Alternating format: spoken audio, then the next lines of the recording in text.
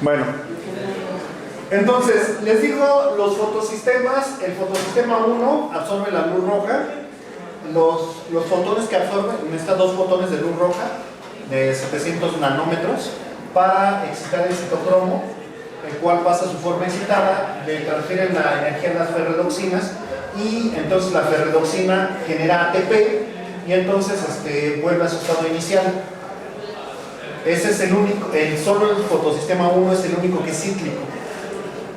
El fotosistema 2, que trabaja con luz azul, es el que lleva a cabo la hidrólisis del agua. Rompe el agua, el hidrógeno y oxígeno, el hidrógeno lo transforma en protones, los protones los pega al NAD y el NAD queda reducido.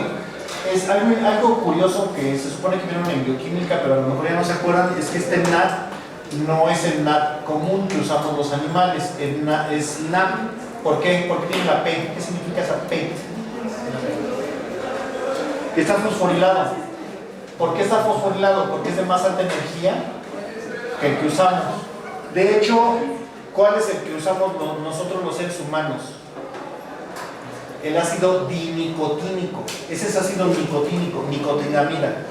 El ácido es la dinicotimia. Entonces, nosotros no lo usamos fosforilado. No necesitamos que tenga tanta energía. Y las plantas sí. Porque nosotros el NAD casi no lo usamos como poder reductor. Las plantas sí. Ajá. Y bueno, entonces es donde se utilizan los dos tipos de luz. Y bueno, lo que les comentaba de que las plantas no es cierto, el agua absorbe gran parte de la luz solar. Entonces, más o menos este es el espectro que emite el sol. Vean, este es infrarrojo, luz visible y luz violeta. En la región visible casi llega a parejo. Bueno, sí tiene un declive más hacia el violeta, pero muy leve. Pero vean, ya en efecto, esta es la radiación que llega en el espacio, la que solamente llega a la Tierra cuando hay nubes, cuando hay vegetación, y estos picos son los que absorbe el agua principalmente. El agua se come principalmente el infrarrojo, también se come el ultravioleta, pero el ultravioleta lejano. El ultravioleta lejano de aquí para acá es el que se come el agua. Por eso, spoiler, cuando vamos a ver infrarrojo. Cuando veamos infrarrojo, algo importantísimo para ver las muestras en infrarrojo es que las muestras tienen que estar completas y totalmente secas. Si su muestra tiene agua, no la vas a absorber, no la vas a lograr ver. Y otra cosa, también el vidrio absorbe infrarrojo. Entonces, las celdas que utilizan para ver luz en el infrarrojo no son de vidrio. ¿De qué creen que son? También el cuarzo absorbe infrarrojo. Se me acabaron las opciones. Antes usaban el cuarzo para el ultravioleta y era carísimo. Actualmente ya hay plásticos que permiten el paso del ultravioleta y sustituyen las celdas de cuarzo que eran carísimas. Pero dicen que también hay celdas para ver un infrarrojo. Yo la verdad no las conozco. Pero las celdas que sí se utilizan son las de las sales. Son cloruro de potasio, cloruro de sodio, que permiten el paso del infrarrojo. Entonces, donde tu muestra lleve agua, no solamente no la vas a ver en el infrarrojo, sino que se va a comer tu celda, porque la disuelve. Y bueno, ya hablando un poquito más del infrarrojo, bueno, todas estas regiones son donde el agua se come el infrarrojo, y aquí es donde empieza la región de absorción del CO2. Por eso el CO2 es el gas de efecto invernadero. Algo que no me gusta que no aclaran en los documentales es que cuando se evapore, cuando se derritan los polos, ¿a dónde creen que va a ir a parar el agua? Cuando se derritan los polos, cuando se derrita el hielo del Iztaccíhuatl, ya se quedó sin hielo, ¿dónde creen que va a parar esa agua? Al mar. Todos piensan que es al mar, error, a las nubes. Entonces pasan dos efectos. Cuando hay poca agua, las nubes atrapan. Cuando hay poca agua en las nubes atrapan mucho calor. y eso aumenta más la sensación térmica. Pero ¿qué pasa en las regiones que ya son húmedas? Que se va acumulando el vapor, las moléculas de vapor de agua, porque algo que tienen las moléculas de agua es que viajan juntas por carga electrostática.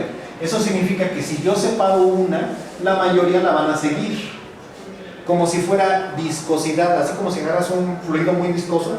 Hagan de cuenta que agarras ese que llaman moco de gorila para peinarse, que le metes el dedo, le haces así y se va toda la masacota. Pasa exactamente lo mismo con las moléculas de agua. Un polvo que hace esto es el polvo de uranio. El polvo de uranio también viaja junto por carga electrostática. No es cierto, dije uranio, es plutonio. El plutonio. Por eso al plutonio le llaman el fantasma de la radiación. Porque donde viaje una molécula, viajan todas las demás y se van y se pegan y ¡pum! Entonces, donde tengas la mala suerte de aspirarlo, y todos tus pulmones ya se llenaron. Ha pasado que cuando los que aspiran el plutonio porque lo abren mal el recipiente o lo que sea, la tumba tiene que estar cubierta de plomo porque...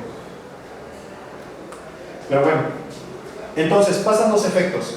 Cuando ya tienes demasiadas moléculas, la luz va a quedar retenida en la parte superficial, entonces esta parte superficial se va a calentar. Pero ¿qué pasa con la parte más baja? Queda oscura. Por eso cuando hay nubes, hace frío. Porque no pasa nada, cuando hay demasiadas nubes, cuando las nubes son muy gruesas, hace mucho frío, porque el infrarrojo queda atrapado en la parte más alta. Y te lo están viendo, o sea, está una parte del sol, una parte de las nubes, y está chido el clima, me encanta, soy team frío. Pero bueno. Entonces, en las regiones secas, el calentamiento global, precisamente como aumenta la cantidad de agua en la atmósfera, hace que las regiones secas sean más calientes y las regiones húmedas sean más lluviosas, porque si se enfría la atmósfera que está abajo, llueve más. Y entonces va a hacer que las regiones secas sean más secas y las regiones húmedas más húmedas. ¿Qué? Así, la eficiencia fotosintética de las plantas oscila en el 2% para luz blanca natural diurna. La eficiencia fotosintética varía con el tipo de iluminación empleada, como habíamos visto en los pigmentos fotosintéticos disponibles, que son los que tiene la planta. La luz que no se aprovecha para la formación de biomasa hace que los fotosistemas se quemen, literalmente, porque es demasiada energía. Los fotones dañan las moléculas y se queman. Eso ocasiona que la planta se queme. Por eso hay plantas que llaman de luz y plantas que llaman de sombra. Las de luz aguantan, las de sol mejor dicho, las de sol aguantan muy bien la exposición directa a la luz, mientras que las de sombra no. Entonces vemos que la eficiencia de conversión de biomasa a luz varía mucho de una planta a otra. Las que son de sombra, tienen una eficiencia de transformación de luz muy baja, entre el 1 y el 2%. Por ejemplo, las de sombra, ¿cómo las distingues? Normalmente son de hoja muy carnosa, son de hoja ancha, como la hoja elegante que tienen acá los jardines, algunos helechos y cosas así. Mientras que las otras, las C3 ya tienen una eficiencia un poco más alta y la C4 pues mucho más alta. ¿Sí saben cuáles son las C3 y las C4? Changos. Esas son las fuentes. Ahora ya nada más explico esto y ya nos vamos.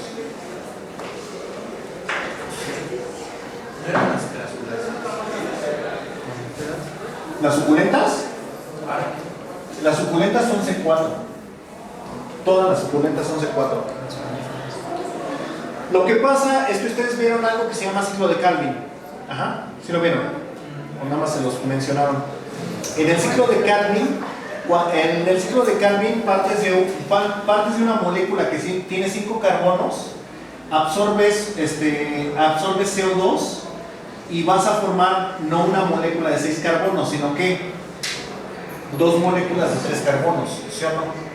Y la enzima que fija esto, ¿quién es? La rubisco.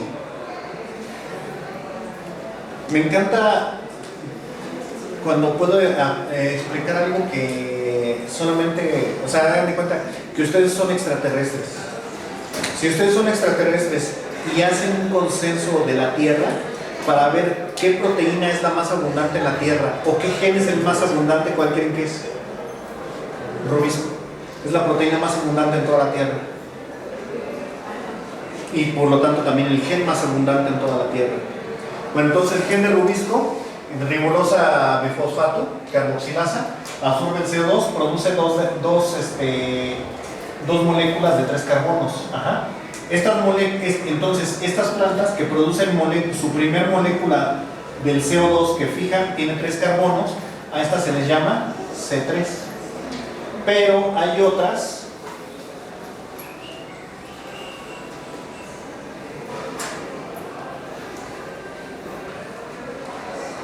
¿cómo se llama esto?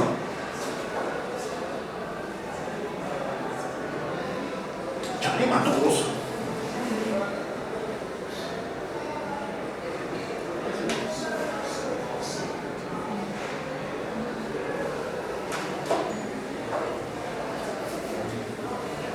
Es el piruvato. Nosotros, cuando hacemos ejercicio, perdemos demasiado dióxido de carbono por la respiración. Entonces entramos en fijación de carbono, fijamos carbono, bueno, evitamos que se pierda el dióxido de carbono haciendo una fijación con el ácido pirúvico, haciendo esta fijación. Entonces el primer compuesto, más bien el compuesto que formamos es de 4 carbonos. Este compuesto entra directamente a ciclo de Krebs. Este compuesto, ¿cómo se llama? Oxalacético. ¿Sí? Es el oxalacético. Y entonces nosotros lo sintetizamos en músculo para evitar la pérdida excesiva de dióxido de carbono. ¿Sí? ¿Qué pasa como humanos si perdemos demasiado dióxido de carbono? La hiperventilación. ¿Por qué te puedes morir por hiperventilación? No. Sube el pH sanguíneo.